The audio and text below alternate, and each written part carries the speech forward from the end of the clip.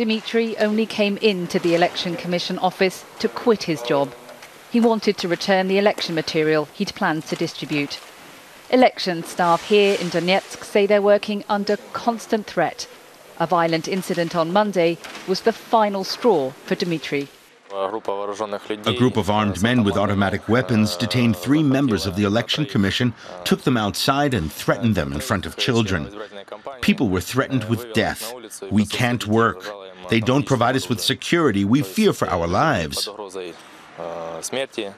The problem of intimidation at election offices in Donetsk is widespread. Vladimir Klovsky is also working to set up next Sunday's vote. Earlier this month, masked men raided his office. They took computers with crucial personal data. They returned a few days ago. They said they were sent here to warn you that you either stop working voluntarily or we can't be responsible for your lives. As a normal human being, I have a self-preservation instinct, and I'm concerned about saving my life. But at the same time, I realize that my country needs me at this moment.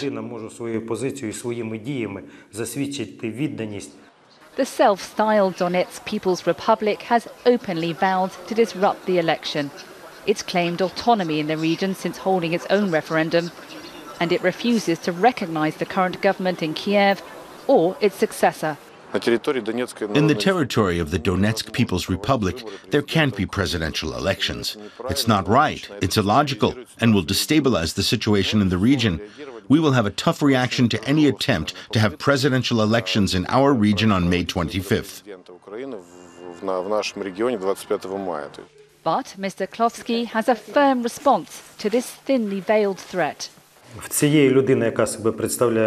This person who calls himself chairman of their Central Election Commission is not referring to any material law, even their own law, even the law of the country they made up.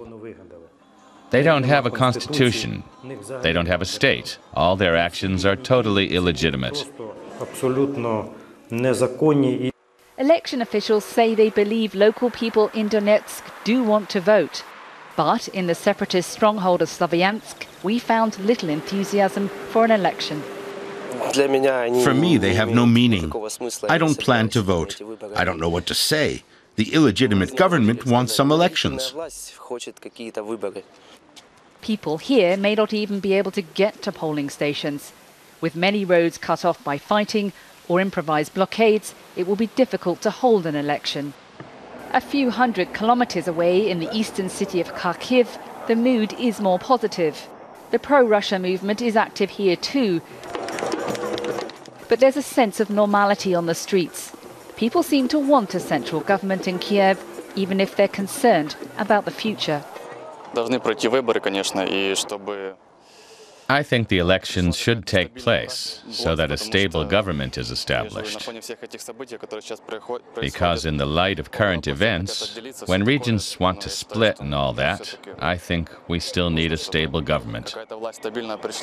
Organizers at the office of the front-runner in the presidential race, Petro Poroshenko, say their candidate can find a solution to the crisis. And he is the only candidate who can unite the country, bring together East and West, all the regions together in the current situation. But here too, local election officials fear the vote could be disrupted. Workers at this polling station are organizing battery-powered lights after warnings separatists may sabotage the power supply during the vote count.